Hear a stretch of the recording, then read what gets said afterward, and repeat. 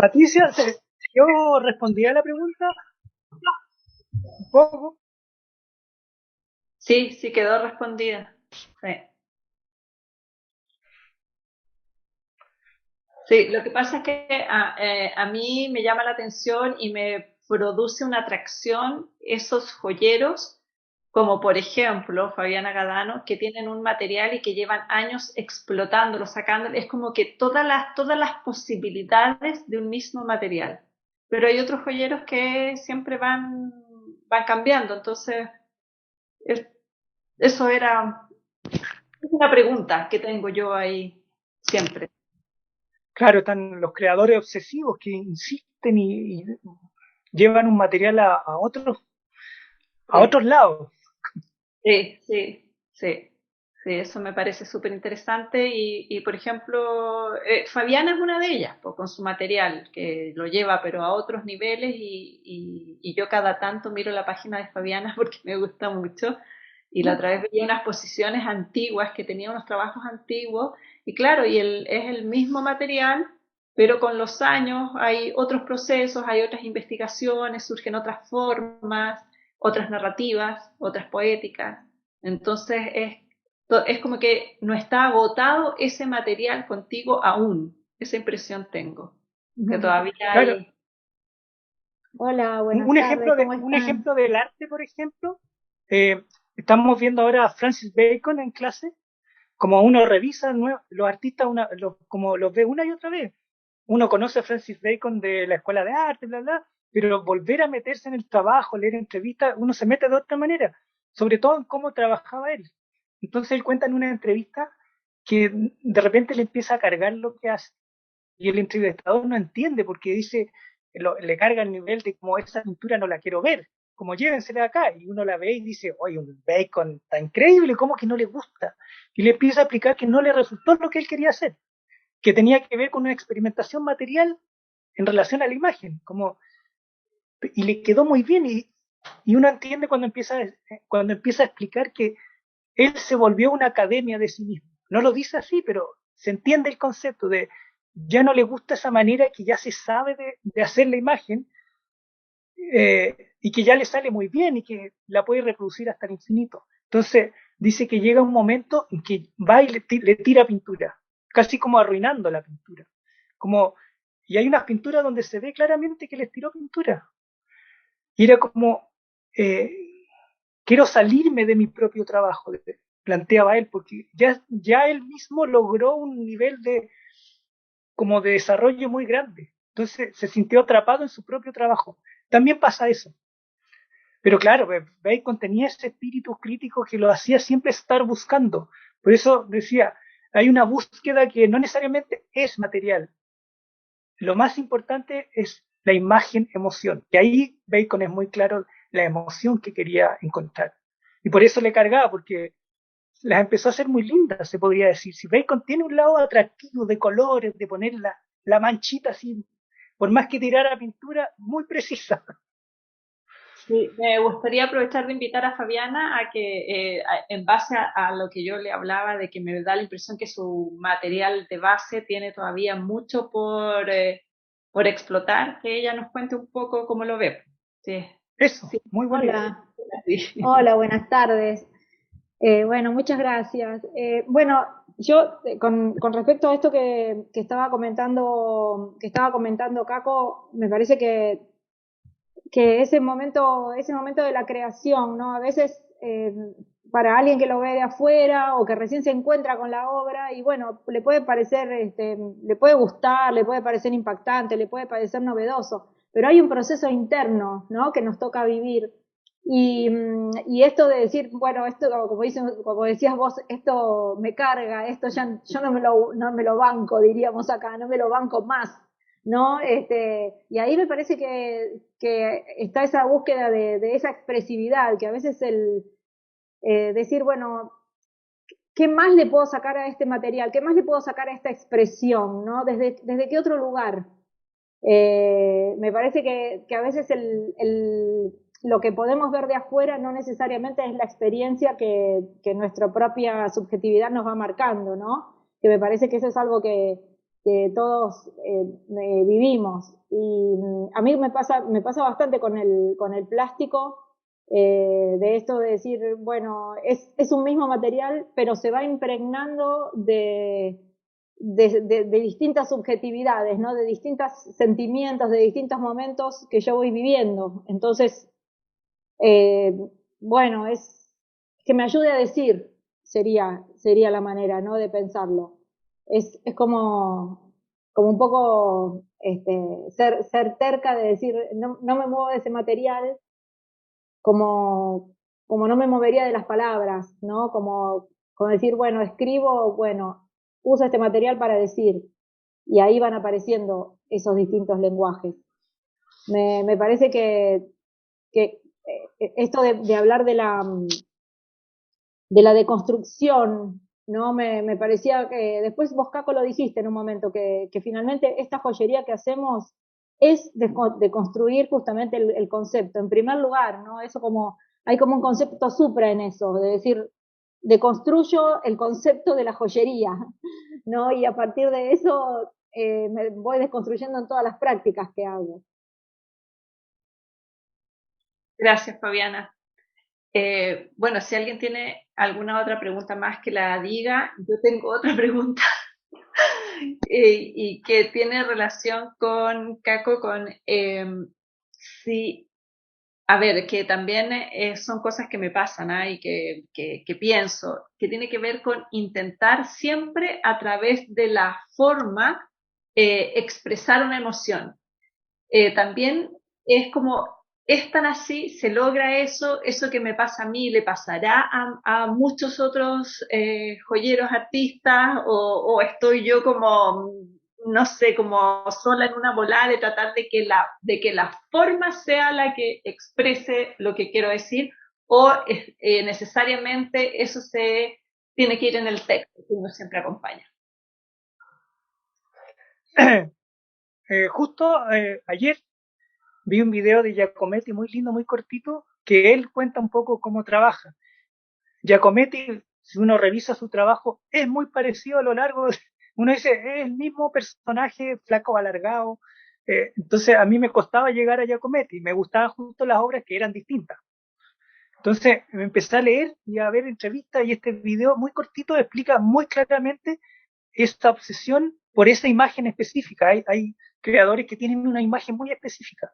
Entonces Giacometti explica, como puede, esto de estar pegado en una imagen muy específica y que dice, nunca lo logro.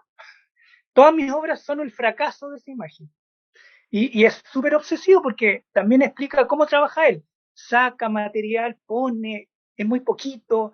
En los dibujos se nota harto eso de pone una línea, otra, y es como para de poner líneas, así como muy obsesivo. Y es porque está obsesivamente buscando, él explica, estoy retratando una realidad que no es la realidad de los ojos, una realidad sensible y que cambia a cada rato. Entonces es muy difícil atraparla, que es distinta a esa realidad de la academia de que se vea igual al modelo, no, él quiere esa sensación, imagen, entonces se queda pegando hablando de los ojos, de la mirada, de que lo más importante en un retrato, porque trabaja mucho con el retrato, es captar la mirada, los ojos. Y claro, pues esta sensación de fracaso, uno dice, pero vaya glorioso fracaso, porque qué manera de transmitir emociones, una cosita así finita, pequeñita, porque además venía de la tradición de la escultura gigante y él hace unas cosas chiquititas. Entonces, ahí se entiende que tu trabajo es parecido de obsesivamente, claro, se empiezan a aparecer los trabajos, pero hay una búsqueda de una sensibilidad, una subjetividad y que, no sé, nosotros conocemos cómo tú trabajas, tú nos has contado cómo eh, el relato de la forma de trabajar y es muy desde la improvisación, desde estar como conectado con, ay, no me gustó esto, lo voy a cambiar. No, le voy a agregar esto, como de, uno dice, visto de afuera, uno dice, qué caprichosa la manera de trabajar. No, no hay un plan. No, porque está trabajando desde lo sensible, siempre de cómo se ve. Siempre como uno está trabajando, toma distancia y dice, no me gusta cómo se ve, porque como que está pensando con los ojos, no con la cabeza. Entonces se entiende que no hay problema en trabajar así. Hay como unas ideas de cómo tienen que ser las cosas, y la historia del arte, si uno revisa creadores, no rompe esos mitos. A propósito de trabajar con un mismo material o ser tan obsesivo con un tipo de imagen. El mismo Bacon, por más deconstructivista que fue con su propio trabajo, termina siendo una academia, porque hay que explorar esa imagen, y es una imagen específica que tiene eh, que es muy difícil de agarrar, porque si fuera fácil de agarrar, sería muy fácil el trabajo de los creadores. Uno sería más satisfactorio, se podría decir, pero uno no está metido en esto porque por una satisfacción rápida y corto plazo. Esa es la gracia también de los creadores, trabajan toda la vida. El otro día veía un cineasta que tenía como 95 años y seguía haciendo películas, porque siempre va a tener esa necesidad expresiva. Los artistas no se jubilan por lo mismo, los jubila la salud.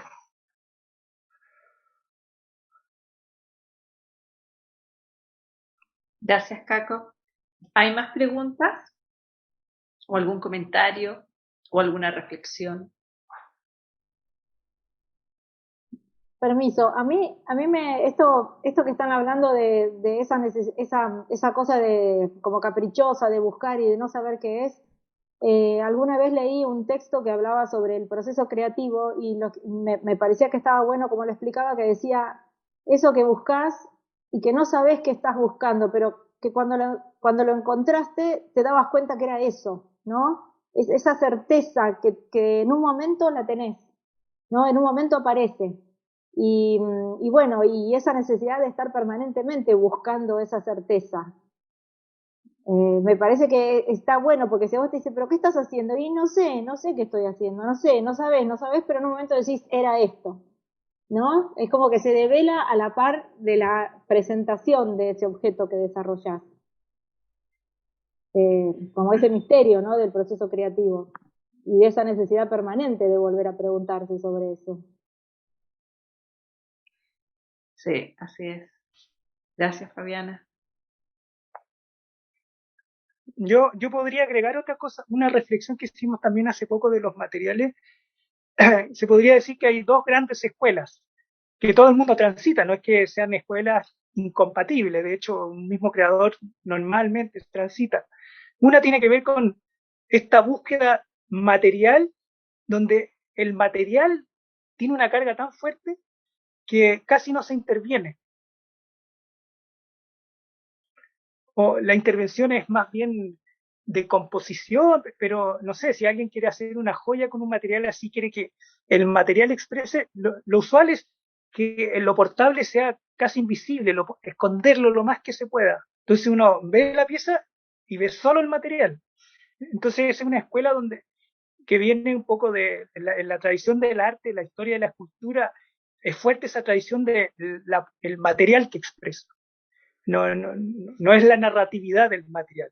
Porque una cosa es contar la historia, y mientras más narrativo, menos misterio tiene una obra. Cuando se vuelven ilustrativas ya uno las odia.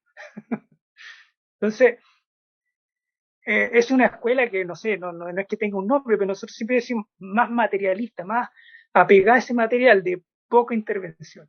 Y hay otra escuela que tiene que ver con muy de los obsesivos, que es trabajar tanto ese material que al final se empieza a perder el material. Uno ve esas obras y nunca dice, ah, esto está hecho con plástico, ah, esto es madera. Uno no tiene idea de lo que está hecho. Porque cuando uno trabaja tanto un material y lo pinta, lo quema, le hace tantas transformaciones, que pasa también en tu caso, Patricia, que se empieza a perder de dónde viene, porque está esta obsesión de la imagen sensible, de este. Entonces, a veces hay conflictos de estas dos grandes corrientes, porque los muy puristas del material te dicen que, demasiado escenográfico. Eso, trabajar como la mentira del ojo, la trampa al ojo, que era la pintura. En cambio, el material no miente, pues es el material mismo.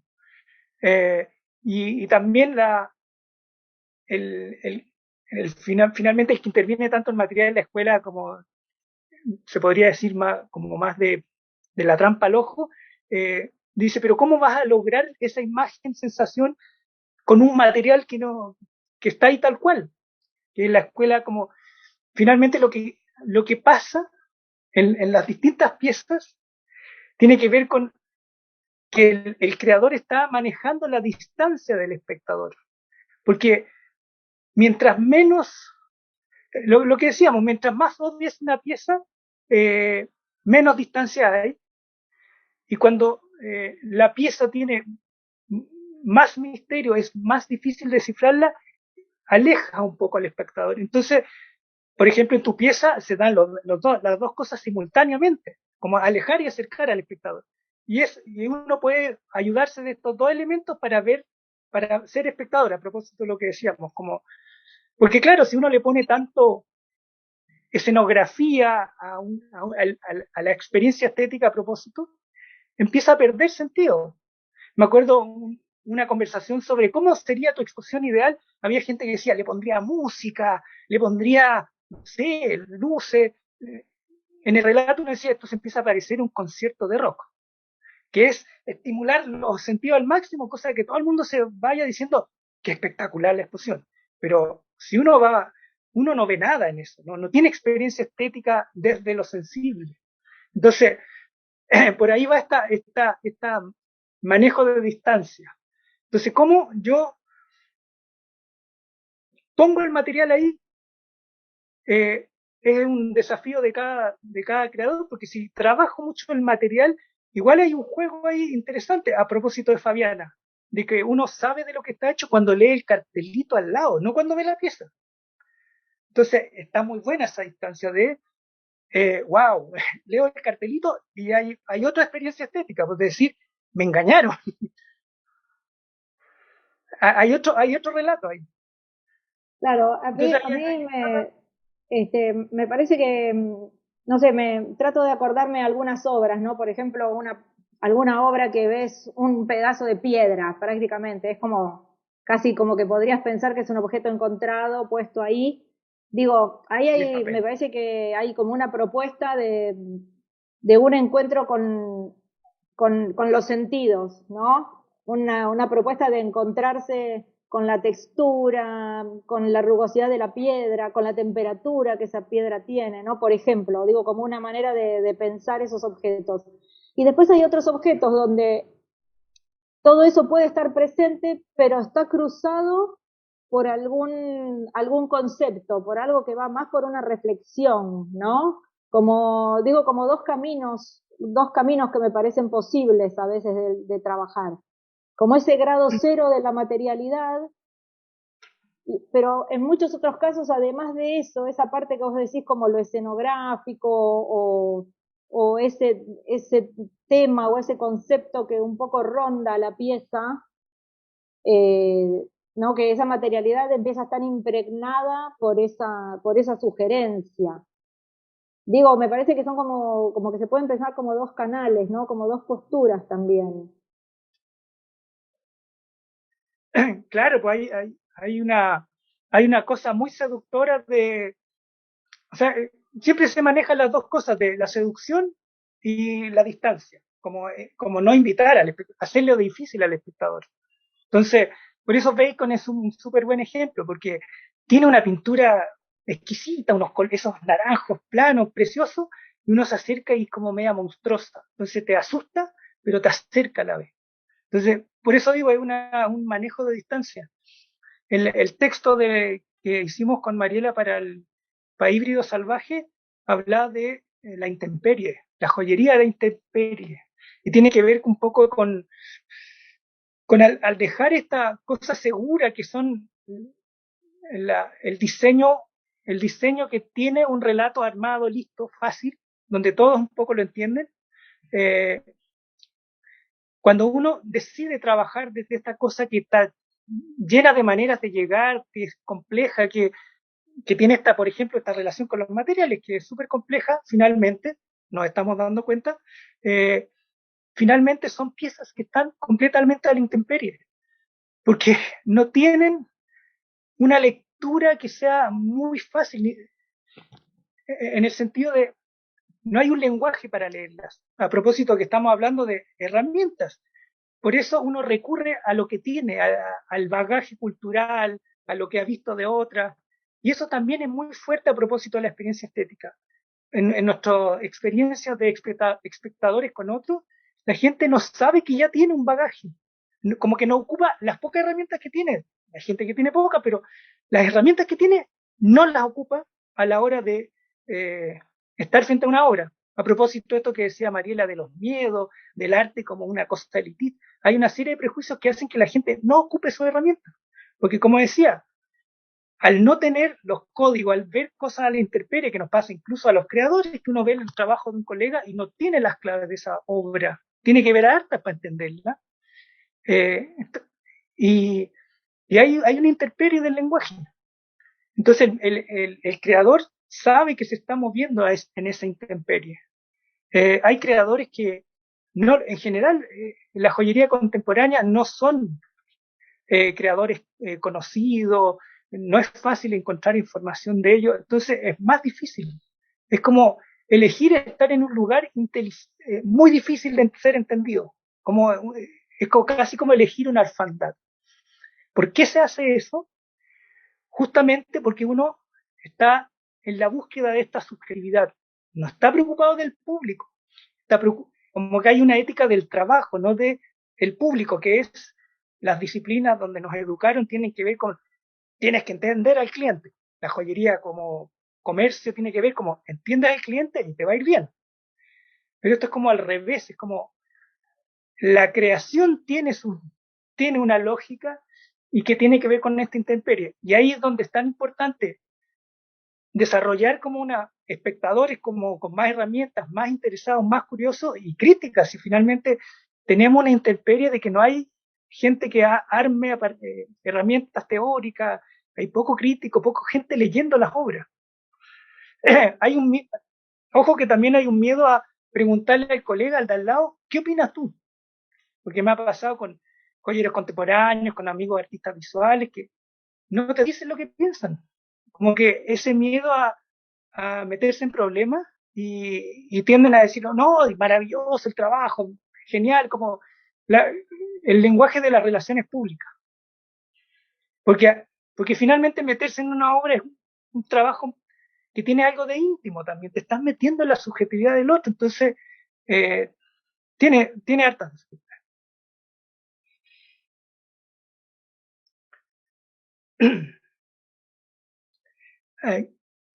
¿Cómo se llama? Ticio Escobar tiene una frase que yo siempre la uso en clase que es muy buena. Habla del arte contemporáneo en general. Yo meto a la joyería contemporánea en el arte contemporáneo, porque finalmente si uno sobre todo los creadores más radicales terminan teniendo un escenario muy parecido al del arte. Entonces él dice que el arte contemporáneo no tiene una casa propia, porque finalmente se mueve en varias como disciplinas. Si uno revisa el arte contemporáneo, es como hay tantos tipos de arte contemporáneo porque aparecen en cualquier área. Tiene que ver justamente con estos desplazamientos de áreas. Entonces él plantea que lo que hacen los creadores, o sea, que el arte contemporáneo se sitúa en un lugar que oscila entre el confort del lenguaje, que es lo que yo puedo leer fácilmente. En el caso de la educación que tenemos, es la educación pragmática, de yo veo algo y le pienso al tiro en la utilidad. Esa es como la educación pragmática. Entonces, oscilo entre eso y la intemperie de este lugar que no tiene casa. Entonces, finalmente, es muy importante la crítica, es muy importante ser espectadores, porque ahí recién empieza a ser visible y empieza a tener existencia estas subjetividades. Por ejemplo, en la creación de joyería contemporánea, si uno ve, hay muchas creadoras mujeres, en número son más creadoras mujeres, y por lo tanto se ponen ahí en el trabajo subjetividades relacionadas a la mujer, a lo femenino en general. Entonces uno dice, tiene una lógica, porque en el arte tradicional en general, hombres, uno estudia historia del arte, que son es casi como historia de hombres artistas. Entonces se entiende que ahí hay una invisibilización. pero siempre han habido artistas mujeres. Pero, claro, no han tenido visibilidad, no han habido críticos, críticas que ponen como en conversación esas subjetividades. Ahora cada vez más, por supuesto, pero en la joyería contemporánea pasa lo mismo. Tenemos creadores, pero faltan los intermediarios. Porque siempre hay artistas, el arte tiene que ver con una necesidad de expresión, pero para que exista en la sociedad tiene que haber estas instancias, tiene que haber como la conversación, tiene que haber un público, un espectador activo, un espectador como interesado, curioso. Entonces, por eso es tan importante hacer este tipo de cosas. Como que cada vez me molesta más esto de ir a exposiciones o ver cosas y que la gente te diga, qué lindo. Es como, de verdad que me molesta porque hay tanto ahí en juego, hay tanto que decir. Desde el punto de vista de nosotros que llevamos mucho tiempo y que tenemos todas estas herramientas, como que hay que como estimular el músculo. Es un músculo que hay que trabajar como todo el tiempo. Sí, gracias Caco. Vamos a terminar con una pregunta para Janet, que es en relación a la galería, ¿cómo ves a los espectadores?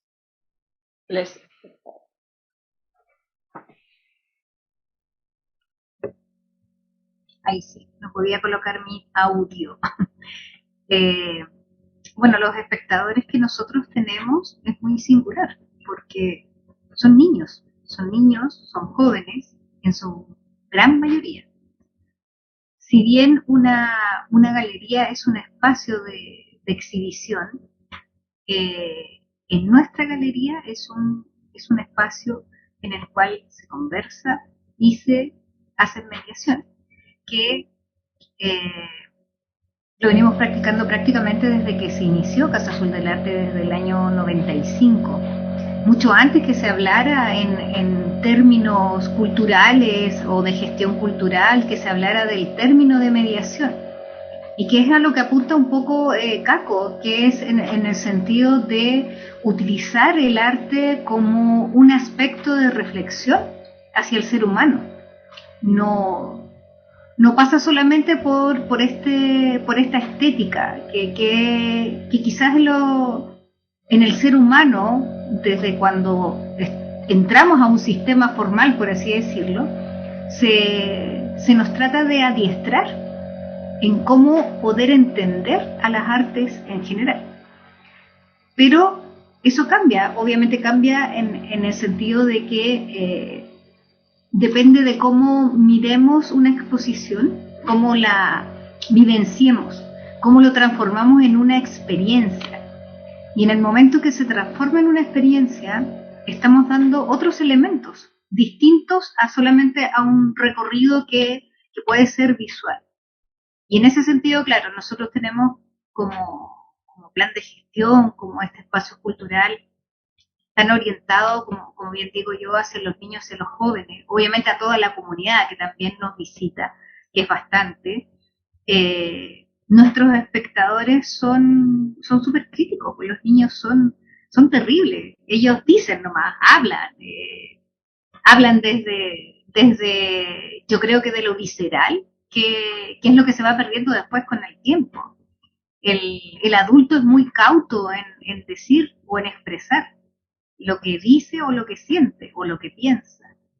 Y en ese sentido nosotros nos sentimos súper empoderados en generar este tipo de experiencias, en generar el hecho de tener los talleres también es parte de nuestro trabajo, por así decirlo, de poner en jaque como ciertas cosas y salirnos un poco de lo formal, que lo formal está tan establecido y es tan duro de repente.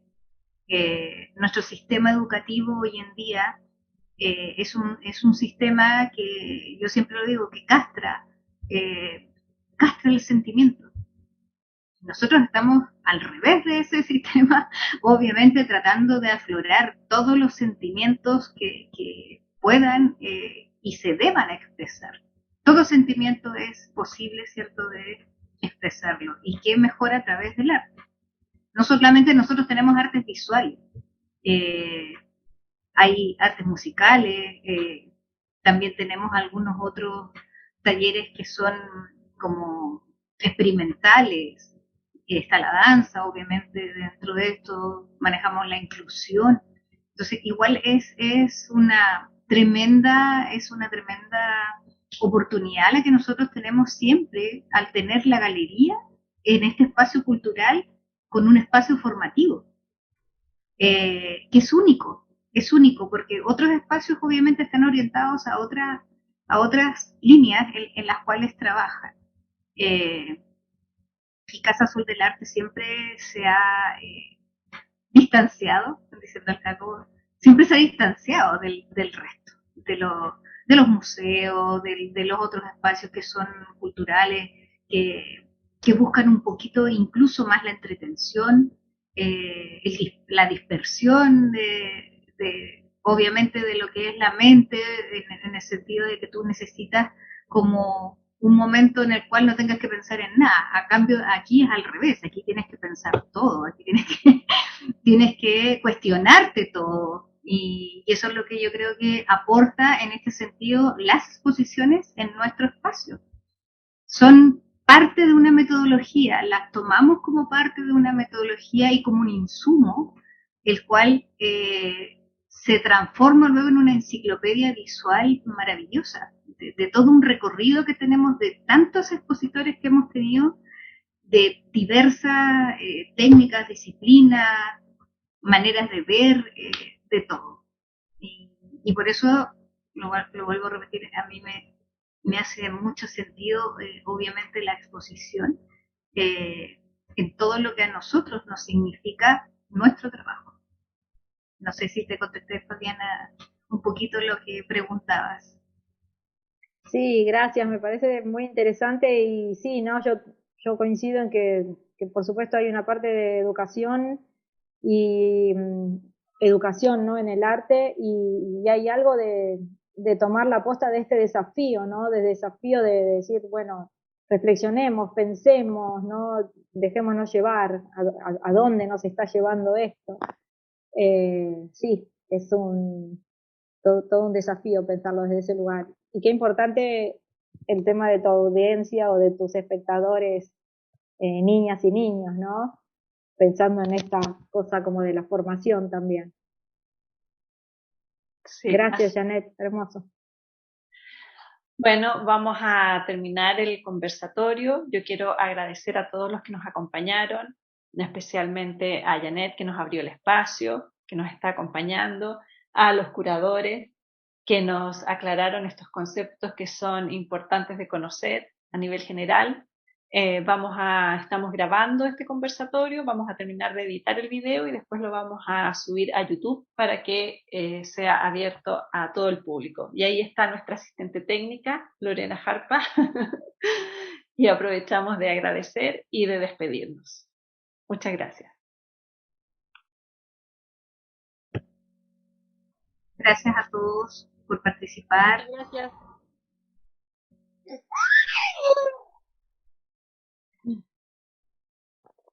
Caco y Mariela muestran a su bebé. No sabía, felicitaciones, oh, hermosa. O hermoso, no sé si es nena o nene. Hermosa. La joyita, les. Hermosa. Bueno, felicidades, che, no sabía nada. Así que están ahí, en esa lucha ahora, en ese desafío. Pieza única también. Bueno, muchas felicidades. Gracias, hasta pronto. Chao, chao. Chao, muchas gracias. Gracias, Patricia. Chao.